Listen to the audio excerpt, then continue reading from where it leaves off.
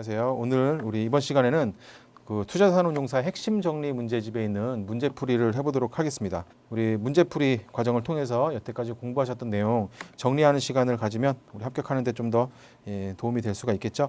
우리 세제 부분에서는 7문제가 출제되는데 분량에 비해서 문제 수가 상당히 많은 편이에요. 그렇기 때문에 내용 잘 정리하셔서, 하지만 또 그렇다고 아주 디테일한 부분까지 지엽적으로 공부하실 필요는 없고, 그러다 보면 어떻게 보면 나오는 부분이 뻔하다라고도 할 수 있어요. 그래서 출제 비중이 높은 부분을 위주로 해서 잘 정리하시면 합격하시는 데는 크게 어려움이 없을 것으로 생각이 듭니다.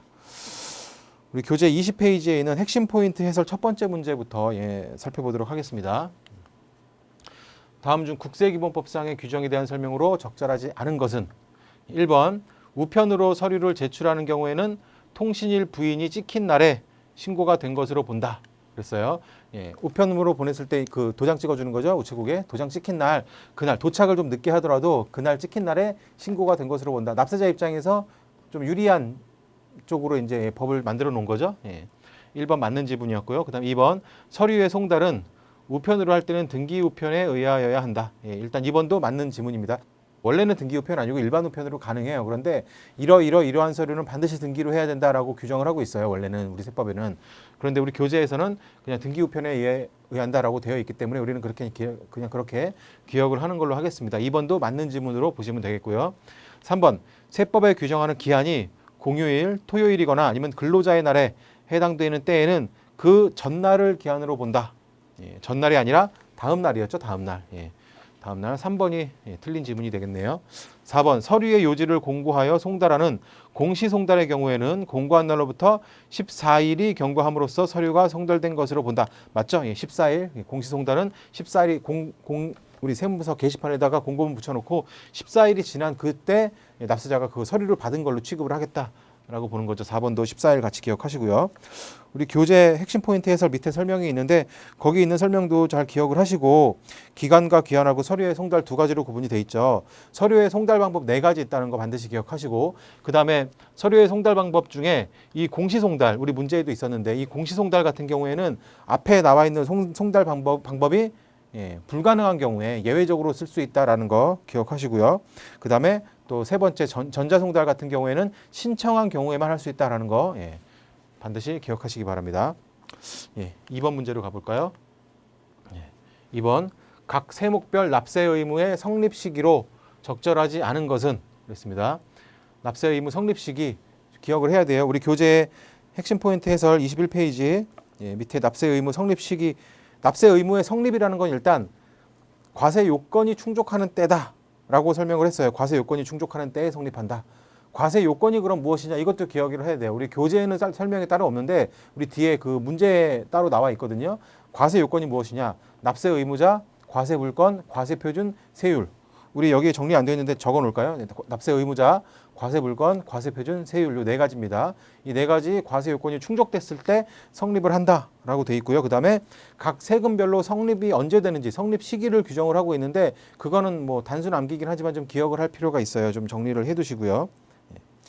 보겠습니다. 납세 의무의 성립 시기로 적절하지 않은 것은 첫 번째, 부가가치세는 과세 기간이 끝나는 때, 부가가치세뿐 아니라 법인세, 소득세, 부가세 포함해서 이런 세금은 그 과세 기간을 두고서 기간에 대한 그 어떤 소득이나 과세 물건을 합해서 과세하는 그런 세금이죠. 그래서 기간과세조세라고 하는데, 그런 기간과세조세는 이 과세 기간이 끝나는 때가 그 납세 의무의 성립 시기가 된다라고 했었고요. 그 다음에 인지세, 과세 문서에 인지를 붙이는 때다. 어땠나요? 아니죠. 과세 문서를 작성하는 때다라고 되어 있습니다. 그래서 2번이 틀린 지문이 되겠습니다. 답이 되겠죠. 3번 증권거래세는 매매거래가 확정되는 때 맞고요. 4번 종합부동산세는 과세 기준일. 이게 6월 1일로 정해져 있어요. 6월 1일까지 우리가 알 필요는 없을 것 같은데 그냥 과세 기준일이 성립시기다라는 정도만. 근데 참고 삼아 6월 1일이 과세 기준일로 돼 있다. 매년 바뀌는 거 아니고요. 이렇게 고정돼 있습니다. 그래서 인지세가 정답이 되겠고요. 그 다음에 추가로 21페이지에 납세 의무의 성립 밑에 확정도 있죠. 확정도 납세 의무 확정하는 방식 3가지가 있었고요. 그리고 그 3가지 확정 방식별로 신고 납세 방식, 정부 부과 방식, 그 다음에 자동 확정, 이렇게 3가지가 있었죠. 그 다음에 신고 납세 방식은 납세 의무자가 과세표준 신고서를 제출할 때 확정된다.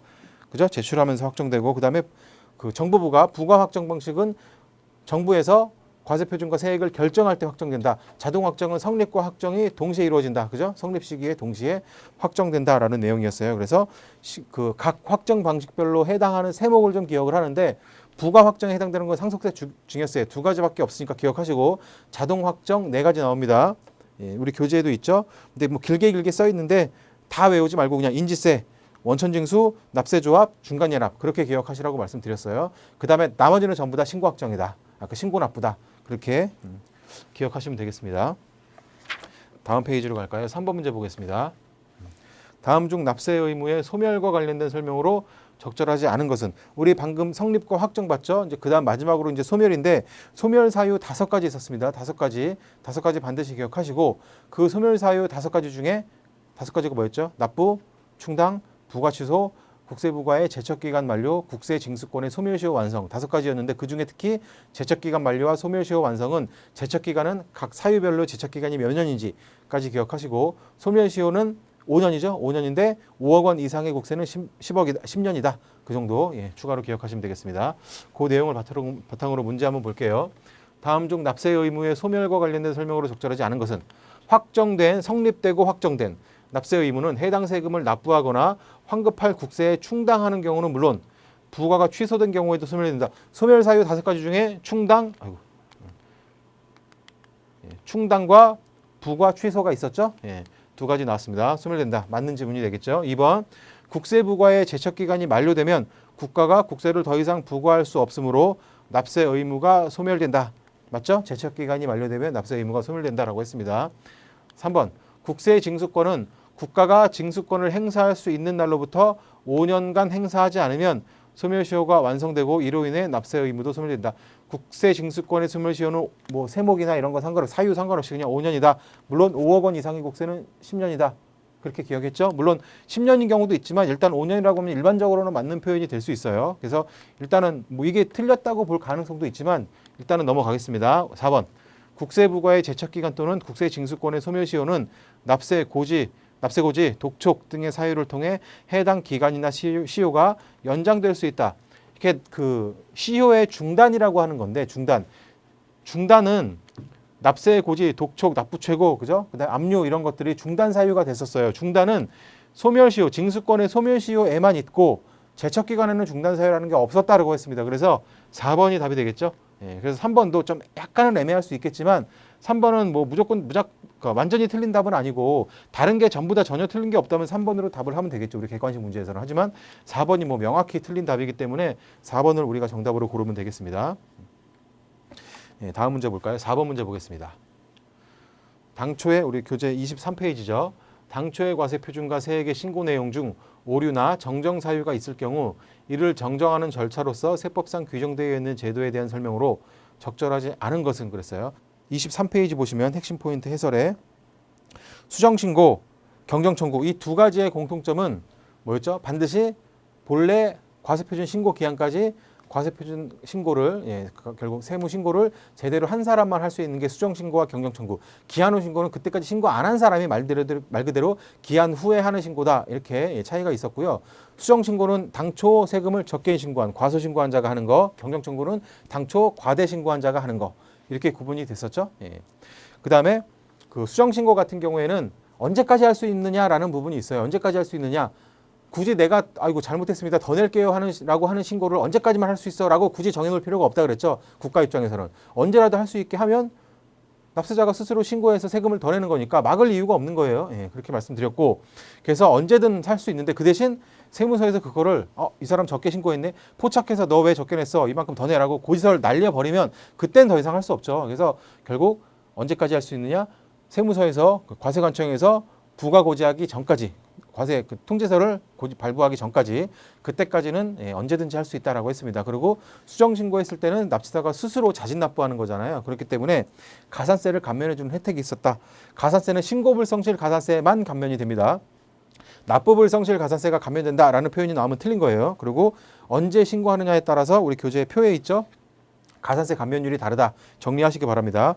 그리고 경정청구는 내가 너무 많이 냈으니까 돌려주세요 라고 하는 청구기 때문에 기한을 정해놓고 있어요. 언제까지 안 하면 안 돌려줄 거야. 그죠? 그게 5년이다. 기억하시기 바랍니다.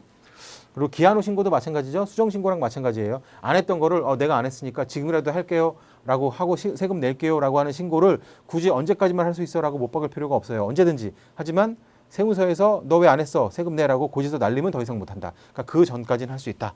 그렇게 기억을 하면 되겠습니다. 그 내용을 바탕으로 4번 문제 볼까요? 문제를 봤죠? 수정신고와 경정청구는 법정신고기한 내에 과세표준과 세액을 신고한 경우에 가능하다. 맞죠? 방금 봤습니다. 2번 법정신고기한까지 과세표준 신고서를 제출하지 아니한 경우에는 기한 후 신고를 할 수 있다. 그죠? 신고 안 한 사람이 기한 후 신고를 할 수 있는 것이다 라고 했습니다. 2번도 맞고요. 3번 수정신고는 법정신고기한 경과 후 2년 이내에 하는 경우에만 가산세 감면을 받을 수 있다. 그죠? 수정신고 자체는 언제든지 할 수 있지만 물론 세무서에서 고지서 날리기 전까지. 그리고 사실 하나가 더 있었어요. 언제가 어느 기간이 지나면 할 필요 없다. 제척기간, 그죠? 제척기간이 만료되면 굳이 할 필요 없어요. 내가 더 낼 이유도 없습니다. 세무서에서 고지도 못 하고요. 그게 추가로 있었는데 어쨌든 뭐 그런 내용이 아니라면 그런 경우가 아니라면 언제든지 할 수 있지만 가산세 감면을 받기 위해서는 반드시 2년 이내에 해야 된다. 표에 있죠? 이 표에 있는데 가산세 감면이 3가지로 나눠져요. 기간이. 그런데 아무리 늦어도 2년까지는 해야 10% 감면을 받을 수 있고요. 2년 넘어가면 감면을 받을 수 없다라고 하는 내용을 확인할 수 있습니다. 3번도 맞는 지분이 되겠죠. 4번 경정청구는 법정신고기한 경과 후 3년이 아니라 5년이죠. 5년. 4번이 답이 되겠습니다. 3년이었다가 얼마 전에 오래되지 않았어요. 5년으로 바뀐 지가 얼마 되지 않았습니다. 그래서 헷갈리실 수도 있으니까 공부를 좀 이렇게 예전부터 하신 분들은 3년이 아니라 5년으로 바뀌었다는 거 반드시 기억하시기 바랍니다. 4번 문제는 답이 4번이 되겠네요. 그다음 이제 5번 문제 보겠습니다. 5번은 국세우선권에 관련된 내용이죠. 국세우선권. 원칙적으로 우리 국세와 관련된 것도 민법상으로는 채권자 평등의 원칙이 적용돼서 원칙적으로 모든 채권자가 공평하게 채권에 대한 어떤 변제가액을 배분받게 되는데 국세는 그게 채권자 평등 원칙이 배제돼서 국세 같은 경우는 그래서 국세가 우선적으로 징수된다라는 내용이 있었고요. 그거에 예외로 그럼에도 불구하고 국세보다도 우선 적용되는 결국 반대로 얘기하면 국세 우선권의 적용이 배제되는 경우가 몇 가지 있었어요. 그게 우리 24페이지 예외 상황에 5가지 나와 있죠. 5가지 일단은 기억을 하시는데 근데 특히 이 중에서 3번 같은 경우에 담보채권인데 이 담보채권 같은 경우에는 중요한 게 법정기일 전에 설정된 담보채권이어야 된다는 거예요. 법정기일 전. 그러니까 법정기일이라는 게 그 국세의 법정기일을 얘기하는데 그게 뭔지까지는 우리가 볼 필요가 없지만 어쨌든 법정기일 전에 담보가 설정된 거는 국세 우선권이 배제되고 법정기일 이후에 담보가 설정되면 그냥 국세 우선권이 그대로 적용이 된다. 그렇게 구분하시면 되겠어요. 문제 보겠습니다. 5번. 1번 문제, 1번 지문. 전세권, 질권, 저당권. 문제부터 볼까요? 다음 중 채권이 국세채권과 경합되는 경우 항상 국세채권에 우선하는 경우에 해당하지 않는 거. 항상 국세채권이 우선하는 경우라는 게 국세우선권의 적용이죠. 해당하지 않는다 그랬으니까 국세우선권이 배제되는 그 특례 예외 규정 거기에 해당되지 않는 걸 물어보고 있습니다. 1번 전세권, 질권, 저당권에 의해서 담보되는 채권. 방금 봤네요. 담보채권 같은 경우에는 무조건 국세우선권이 배제되는 게 아니라 법정기일 전에 담보된 경우에만 국세우선권이 배제된다 그랬습니다. 그래서 1번 답이 되겠죠? 1번이 답이 된다. 2번 우선변제 임차보증금. 이거는 무조건 국세우선권이 배제되는 경우에 해당됐었죠. 3번 강제집행, 경매 또는 파산 절차에 든 비용. 이것도 국세우선권 배제 대상이 됐습니다. 4번 선집행 지방세의 체납처분비. 이것도 역시 우리 국세우선권이 배제되는 그런 예외 상황에 들어가 있었죠. 2, 3, 4번이 확실하니까 1번 정답이 되겠습니다. 그 다음에 이제 6번 문제인데요. 6번은 이제 불복 절차에 관한 내용이죠. 불복제도에 관한 내용. 불복제도 같은 경우에는 그 불복을 할 수 있는 그런 이의신청, 심사청구, 심판청구 어떤 종류들이 있는지 그리고 어떤 플로우로 가는지 원칙적으로 심사청구와 심판청구 중에 둘 중에 하나를 그리고 심사청구는 국세청에 하는 심사청구가 있고 감사원에 하는 심사청구가 있고 이거 2가지로 나눠진다 그랬어요. 그러니까 세부적으로는 총 3가지고 우리 교재 25페이지에 다 설명은 되어 있습니다.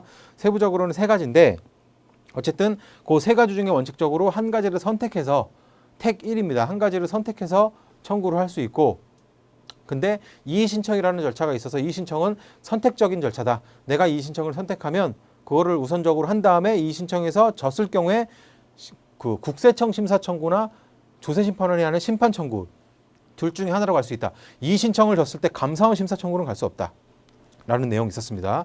그다음 반드시 행정소송을 제기하기 위해서는 방금 봤던 심판 청구 절차를 거쳐야지만 행정소송을 제기할 수 있다라는 내용이 있었죠. 그 다음에 언제까지 할 수 있느냐는 90일로 기억을 하시라 말씀드렸습니다. 6번 보겠습니다. 국세에 관한 불복 제도로서 심사와 심판에 대한 설명으로 가장 적절한 것은 이제 맞는 것을 고르는 문제입니다. 심사 청구 또는 심판 청구를 제기하기 위해서는 반드시 이의 신청을 거쳐야 된다. 아니었죠. 이의 신청은 선택적인 절차다라고 말씀드렸어요. 거쳐도 되고 거치지 않아도 된다. 1번 틀렸고요. 2번 납세자의 선택에 따라 심사 청구와 심판 청구를 중복하여 제기할 수 있다. 아니죠. 택일이라고 말씀드렸습니다. 심사 청구 또는 심판 청구를 선택해서 하나를 제기해야 된다. 그 다음에 심사 또는 심판 청구의 절차를 거치지 않고서는 행정소송을 제기할 수 없다. 맞죠? 행정심판 전치주의다라는 말을 했었어요. 그래서 3번 반드시 행정소송을 제기하기 전에는 요 심사 또는 심판 청구의 절차를 거쳐야 된다. 3번이 답이 되겠습니다. 4번 이의신청, 심사청구, 심판청구는 처분청의 처분을 한 날로부터 30일이 아니라 90일이다 말씀드렸죠. 예, 다 90일이기 때문에 우리는 그냥 90일로 기억하면 되겠어요. 4번도 예, 틀린 지문이 되겠습니다. 답은 3번이 되겠죠.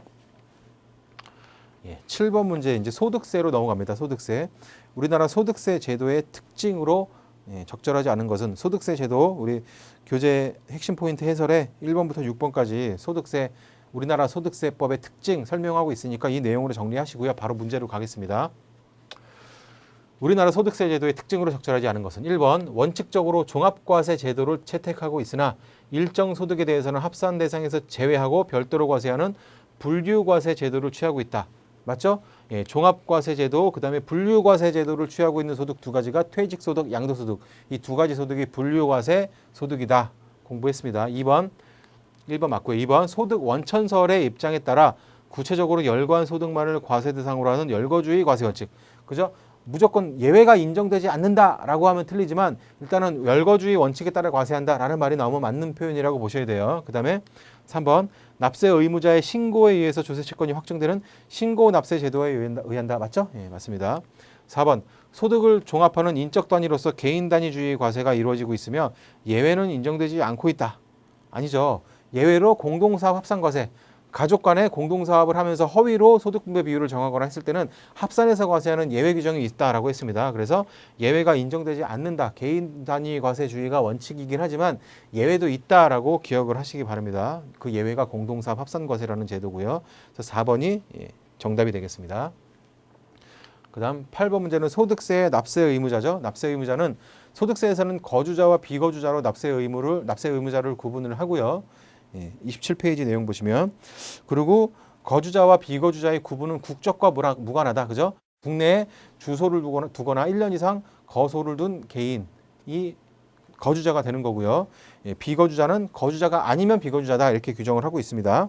그 다음에 주소 여부의 판정으로 주소를 가진 것으로 보는 경우와 주소에 국내에 주소가 없는 것으로 보는 경우 해가지고 이제 사례가 나와 있죠. 예, 내용 한번 보시고 그 다음에 법인격 없는 단체 우리 단체, 법인격 없는 단체 같은 경우에는 법인격 없는 단체를 법인으로 보는 단체와 법인으로 보지 않는 단체 두 개로 구분했어요. 그죠? 두 개로 구분해서 법인으로 보는 단체는 법인세가 과세가 되고 그리고 법인으로 보지 않는 단체는 법인으로 안 보니까 소득세가 과세가 되는 거죠. 그 법인으로 보지 않는 단체가 지금 여기 1거주자로 보는 경우 맨 마지막에 있죠. 공동사업으로 보는 경우 이 두 가지로 나눠진다라고 말씀드렸습니다. 그래서 공동사업으로 보는 경우는 소득 분배, 결국 이 두 가지로 구분하는 기준은 대표자 관리인이 선임되어 있으며 소득 분배를 하느냐 안 하느냐에 따라서 소득 분배를 안 하면 1거주자로 보고 소득 분배를 하면 공동사업으로 본다.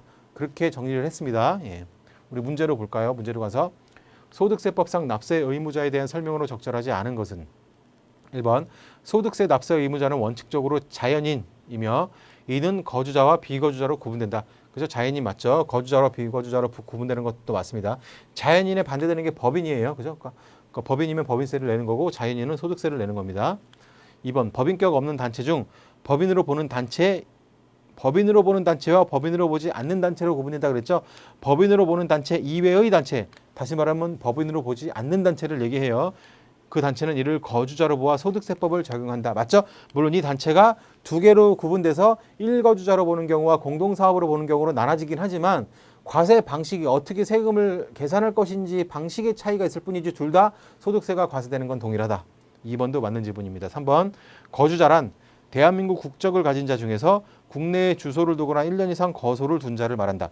국내에 주소를 두거나 1년 이상 거소를 둔 자까지는 맞는데 대한민국 국적을 가진 자 중이라는 말이 틀렸어요. 국적이랑 무관하다라고 했습니다. 3번이 정답이 되겠죠. 4번 1거주자로 보는 단체의 경우 이 단체 중에서 그죠? 법인으로 보는 단체 이외의 단체가 1거주자로 보는 경우와 공동사업자로 보는 경우 두 개로 나뉜다 그랬죠. 그중에 1거주자로 보는 단체의 경우에는 해당 단체는 그 구성원과 독립된 소득세 납세 의무자로 본다. 그렇죠. 1거주자로 보는 단체, 1거주자로 본다라는 말 자체가 그 단체 자체를 마치 별도의 하나의 사람으로 보겠다라는 거라고 얘기했어요. 4번도 맞는 지문이 되겠습니다. 9번 문제 볼까요? 9번. 원천징수. 원천징수와 과세기간에 관련된 내용이고요. 원천징수는 완납적 원천징수와 예납적 원천징수 두 가지로 구분이 됐죠. 그 다음에 원천징수는 소득을 지급하는 자가 세금을 떼고 주는 게 원천징수인데 뗀 세금을 그 소득을 지급하고 세금을 뗀 그 다음 달 10일까지 납부한다라는 내용이 있었습니다. 그다음 과세기간은 원칙적으로 1월 1일부터 12월 31일까지로 정해져 있죠. 소득세는 예외가 두 가지가 있었습니다. 사망과 국외이조 두 가지만 예외가 적용되고요. 폐업 이런 거, 사업 개시, 폐업 이런 거에 영향을 받지 않는다라는 내용이 있었죠. 정리하시면 되겠습니다. 문제 가서 볼까요? 소득세법상 원천징수와 과세기간에 대한 설명으로 적절하지 않은 것은 1번 완납적 원천징수 대상 소득은 별도의 정산을 위한 확정신고 의무가 없다. 그죠? 소득 받을 때 세금 떼인 걸로 납세 의무가 종결. 그 소득에 대해서는 더 이상 묻지 않아요. 그죠? 나중에 종합소득세 신고할 때도 그 소득에 대해서는 아예 없는 걸로 보겠다. 그 소득은. 그죠? 세금 떼인 걸로 납세 의무가 종결됩니다. 정산을 위한 확정신고 의무가 없다. 맞는 말이고요. 2번. 예납적 원천징수 대상 소득은 종합과세 대상 소득이 된다. 맞죠? 예납적은 세금을 떼긴 했지만 임시적으로 그냥 내놓은 것이고 나중에 종합소득세 신고할 때 그 소득을 다른 소득과 합산해서 신고하고 원천징수 됐던 거는 기납부세액으로 공제받는다라고 했습니다. 2번도 맞죠. 3번 거주자가 사망한 경우에 과세기간은 1월 1일부터 사망일까지 맞죠? 예외가 두 가지 말씀드렸어요. 사망과 국외이주. 사업을 폐지한 경우에는 1월 1일부터 폐업일까지 아니죠. 폐업했어도 12월 31일까지 간다라고 말씀드렸습니다. 왜 그러냐? 사업을 폐지했다는 얘기는 사업소득은 폐업한 날로 끊기지만 그 다음에 그 폐업한 날 이후에 근로소득이 회사 취직에서 근로소득이 있을 수도 있고요. 기타 소득이 있을 수도 있고 다른 소득이 있을 수 있어요. 그래서 과세기간은 계속 간다는 거예요. 하지만 사망은 그 사람이 죽었는데 더 이상 없죠. 그래서 이렇게 달라진다는 겁니다. 정답은 4번이 되겠죠. 폐업이나 사업 개시에 영향을 받지 않는다. 정리했습니다. 그 다음에 10번 문제 보겠습니다. 10번 문제는 이자소득과 배당소득의 범위에 포함되는 거. 우리가 열거주의로 이자 배당소득을 나열을 하고 있잖아요. 나열을 하고 있는데 뭐 어차피 우리가 이걸 달달 외울 필요는 없고 어차피 우리 시험은 이제 객관식 시험이기 때문에 문제에서 나왔을 때 이게 이건 이자소득이 맞다. 이건 배당소득이 맞다. 이 정도 판단할 수 있는 정도로만 여러분들이 익혀놓으면 된다라고 말씀드렸었어요. 그래서 그 핵심 포인트 해설에 이자소득에 해당되는 것과 배당소득에 해당되는 것들을 쭉 정리를 하고 있으니까 눈으로 여러 번 보면서 이걸 막 계속 달달 외우려고 하지 마시고 눈으로 계속 보시다 보면 뭐 얼마든지 어렵지 않게 적응될 수 있으니까요. 보시고 뭐 어차피 이자소득, 배당소득 우리가 보면은 이게 맞겠구나라고 뭐 상식적으로도 판단이 되는 것들이 대부분이고요. 몇 가지가 조금 특이한 게 예를 들어서 뭐 이자소득에서 3번 환매 조건부 채권의 매매 차익, 매매 차익이라고 되어 있지만 요거는 환매 조건부 채권의 매매 차익은 이자소득이다. 일반 채권의 매매 차익은 아예 과세 제외라고 했었어요. 그런 식으로 좀 구분하시고요. 뭐 직장 공제의 초과 발행금, 비영업 대금의 이익 이런 것들 뭐 특별히 이자라는 말은 없지만 이자소득에 해당된다. 별도로 좀 정리를 하셔야겠죠. 배당소득 같은 경우에도 뭐 집합투자기구로부터의 이익, 펀드죠. 이런 것들은 무조건 배당소득으로 과세가 된다라는 거. 그렇게 해서 정리하시고 여기서 특히 우리가 기억해야 되는 게 이자소득과 배당소득에서 제외되는 것들이 몇 가지가 설명이 되어 있어요. 그중에 이자소득의 1번의 기억에서 맨 끝부분에 상호보험은 제외된다. 이자소득에서 제외되는 거 상호보험 제외. 그 다음에 배당소득 가서는 맨 마지막에 기억 니은이 나와 있는데 ELS, DLS 같은 경우에는 배당소득으로 본다라고 기억 정리하시고 마지막에 ELW는 아예 과세 제외다라는 것까지 정리하시면 크게 이 부분에서는 뭐 어려움은 없을 것 같습니다. 문제 볼게요. 다음 중 소득세법상 이자소득, 배당소득의 범위에 포함되는 것으로만 적절하게 나열한 것은 보겠습니다. 그냥 이자소득에 해당되는지 뭐 안 되는지 그런 것만 한번 구분을 해볼게요. 상호보험의 할인액 요거 어땠죠? 방금 봤죠? 이거는 제외된다. 이자소득에서 제외된다. 이자소득에서 제외되니까 배당소득이다 그런 개념이 아니라 아예 과세 제외란 얘기예요. 채권 또는 증권의 환매조건부 매매 차익. 환매조건부 매매 차익이지만 채권의 매매 차익이지만 그죠? 채권이 일반적인 채권의 매매 차익은 과세 제외지만 환매조건부 채권의 매매 차익은 이자소득이다라고 말씀드렸습니다. 비영업 대금의 이익 이자소득이죠. 그죠? 그다음에 일정 요건을 갖춘 집합투자기구로부터의 이익. 일단 집합투자기구로부터의 이익이다라고 하면 요거는 배당으로 보시면 되고요. 이제 일정 요건을 갖춘이라는 말이 나왔는데 여기서는 뭐 이게 크게 중요한 건 아닌데 이 집합투자기구가 배당소득으로 과세가 되려면 세법에 요건을 정하고 있어요. 이러이러한 요건. 그래서 그런 요건을 갖춘 집합투자기구가 배당소득으로 과세가 되는 거고요. 어쨌든 요건을 갖췄기 때문에 그걸 보통 집합투자기구다라고 표현을 해요. 이게 원래 신탁이잖아요. 신탁, 투자신탁 같은 거. 그런데 요건을 갖추지 않은 신탁, 그런 신탁 같은 경우에는 집합투자기구라고 보통 표현하지 않고 그래서 어쨌든 그 신탁 같은 경우에는 과세 원천에 따라서 소득, 그러니까 이자소득으로 볼 수도 있고 배당소득으로 볼 수 있다. 뭐 그런 내용이 있었습니다. 그다음에 주식 워런트 증권 ELW 권리 행사에 따른 소득은 방금 봤죠? 과세 제외였다라는 거. 법인세법에 의해 배당으로 처분된 금액. 법인세 이게 인정배당이라고 했던 거예요. 자세하게 인정배당이 뭔지까지는 우리가 공부할 수 없고요. 어쨌든 이것도 배당소득으로 본다라고 했습니다. 그러니까 결국 우리 정답은 나, 다, 라, 그 다음에 바 이렇게 가하고 마만 이자 또는 배당으로 보지 않는 게 되겠죠. 예. 그래서 답은 3번이 되겠습니다. 나다라바.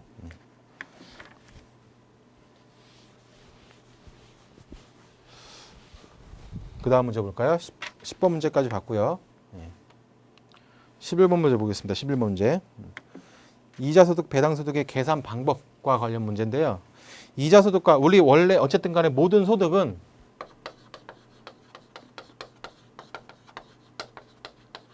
총수익 금액에서 필요경비를 빼서 소득 금액이라는 것을 계산한다라고 얘기를 했죠. 일종의 순이익이랑 좀 비슷한 개념이겠죠. 여기에 이자면 이자소득, 배당이면 배당소득, 뭐 사업이면 사업소득 이렇게 가는 건데 이자소득 같은 경우에는 이 필요경비가 인정되지 않는다라고 했어요. 그래서 총수익 금액과 이자소득 금액이 동일하다. 배당소득도 역시나 총 필요경비가 인정되지 않는다. 하지만 경우에 따라서 귀속법인세가 가산될 수 있다. 무조건 가산되는 건 아니고요. 가산될 수 있다. 뭐 이 정도로 정리했었습니다. 그래서 계산 방법 관련된 거 우리 간단하게 내용 정리되어 있으니까 살펴보시고요. 바로 문제로 갈게요. 이자소득 또는 배당소득의 계산 방법에 대한 설명으로 적절하지 않은 것은 1번 이자소득 금액은 필요경비가 인정되지 않으므로 해당 과세기간 총수익 금액이 이자소득 금액에 해당된다. 맞죠? 2번 배당소득은 이자소득과 마찬가지로 필요경비가 인정되지 않으므로 두 개가 일치한다. 맞을 수도 있고요. 귀속법인세가 가산된다면 틀릴 수도 있어요. 일단 약간 애매합니다. 넘어갈게요. 3번 비과세 또는 분리과세 이자소득 및 배당소득은 종합소득 금액이 합산하지 않는다. 그죠? 종합소득 금액에 이 각각의 이자소득 금액, 배당소득 금액, 뭐 사업소득 금액, 근로소득 금액 이런 것들을 6가지를 다 합해서 종합소득 금액을 계산하는데 이자 배당뿐 아니라 사업, 근로, 연금, 기타에도 비과세나 분리과세 대상 소득이 있을 수 있거든요. 비과세나 분리과세는 종합소득 금액 계산할 때 제외된다. 총수익 금액 산정할 때도 다 제외돼요. 어차피 걔네들은. 네, 맞습니다. 3번. 4번. 일정한 배당소득에 대해서는 별도의 배당 세액공제가 적용될 수 있다. 귀속법인세를 가산한 경우에는 나중에 산출세 계산한 다음에 배당 세액공제를 차감한다 그랬죠. 4번도 맞네요. 네, 그래서 우리 2번이 좀 애매했지만 다른 거 다 틀린 지문이 없죠. 그래서 2번을 답으로 해야 됩니다. 항상 일치하는 건 아니고요. 귀속법인세가 더해지면 당연히 일치하지 않을 수 있죠. 예, 2번이 정답이 되겠습니다. 12번 보겠습니다. 금융소득의 과세 방법에 대한 설명. 금융소득 과세 방법에 대한 설명은 일단은 금융소득은 무조건 분리과세, 조건부 종합과세, 무조건 종합과세 이렇게 세 가지로 그 이자와 배당소득을 분류를 하고요. 조건부 종합과세 같은 경우에는 2천만 원 초과 여부에 따라서 종합과세가 될 수도 있고 분리과세로 과세가 종결될 수도 있다라는 내용 있었습니다. 그 다음에 2천만 원 초과 여부 따질 때는 무조건 종합과세까지도 포함해서 계산을 한다. 2천만 원 초과 여부 판단할 때 그런 내용이 있었죠. 예. 우리 밑에 있는 내용 정리하시고요. 문제로 가서 보겠습니다. 12번 금융소득의 과세 방법에 대한 설명으로 적절하지 않은 것은 1번 귀속법인세를 포함한 이자 및 배당소득의 합계금액은 2천만 원, 합계금액이 2천만 원을 초과하는 경우 그 소득금액은 종합소득과세표준의 계산에 있어서 이를 합산한다 라고 했어요. 일단은 이자 및 배당소득의 합계금액이 2천만 원을 초과하는 경우 종합소득과세표준에 합산한다. 2천만 원 초과하면 금융소득 종합과세 대상으로 본다. 이 말이잖아요. 일단 여기까지는 맞는데 문제가 귀속법인세를 포함해서 2천만 원 초과 여부를 따질 것이냐, 어떻게 할 것이냐, 이제 그게 문제거든요. 예. 일단 다른 거 볼까요? 이게 아직 모르겠습니다. 잘 2번. 무조건 분리과세 대상 배당소득은 그 금액의 크기와 상관없이 종합과세 대상에서 제외된다. 맞죠? 무조건 분리과세 대상은 세금 소득 받을 때 세금 떼인 걸로 아예 과세 종결이에요. 그렇기 때문에 뭐 2천만 원 초과 여부 따질 때도 포함 안 시키고요. 종합소득세 신고할 때도 이건 없는 걸로 본다라고 얘기했습니다. 3번. 장기채권의 이자와 할인액의 경우에는 분리과세 신청을 하지 않으면 종합소득 과세표준에 합산될 수 있다. 그죠? 장기채권은 분리과세를 신청하면 물론 이제 장기채권 중에 3년 이상, 장기채권이라는 게 10년 이상의 채권인데 만기가 10년 이상인 그거를 3년 이상 보유해야지만 분리과세를 신청할 수 있는 어떤 자격이 생겨요. 요건이 충족되는 거예요. 그런데 어쨌든 간에 요건 충족됐을 때 분리과세를 신청하면 분리과세로 과세가 종결되지만 그렇지 않으면 아무리 장기채권이라고 해도 일반적인 조건부 종합과세 대상으로 간다. 그래서 합산될 수 있다. 맞습니다. 신청하지 않으면. 4번. 국외에서 지급받은 이자 또는 배당소득으로서 원천징수 대상이 아닌 것. 이게 뭐예요? 이게 국외에서 지급받은 이게 바로 무조건 종합과세 대상이죠. 예, 그래서 이게 금액의 크기와 상관없이 종합과세한다. 이것도 맞죠. 결국 다 맞네요. 예, 그러면 정답은 1번이 되는 거죠. 다시 한번 보겠습니다. 1번. 귀속법인세를 포함한 이자 배당소득 금액의 합계금액이 2천만 원 초과하는 경우 그 소득금액은 과세표준 계산에 있어서 이를 합산한다. 결국 뭐가 틀린 거예요? 귀속법인세를 포함이 아니에요. 포함. 귀속법인세는 제외한 금액을 기준으로 금액을 기준으로 2천만 원 초과 여부 판단하고요. 또 초과 여부 판단할 때 아까도 봤지만 정리 한번 해볼까요? 2천만 원 초과 여부 판단할 때는